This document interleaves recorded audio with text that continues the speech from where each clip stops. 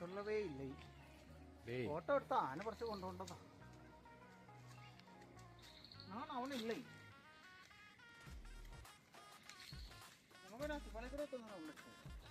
എന്തിന് ഞാൻ കാണാത്ത അത്തിപ്പാളി? അത്തിപ്പാളി കൊണ്ടായിട്ട് റൗണ്ട് അടിച്ച് കൊണ്ടുവരാൻ വേണ്ടിയിട്ട് ഇത്രയും കഷ്ടപ്പെടണോ? എന്നാ കൊണ്ട് എന്നെ ബാലവാടി കൊണ്ടിട്ടാ.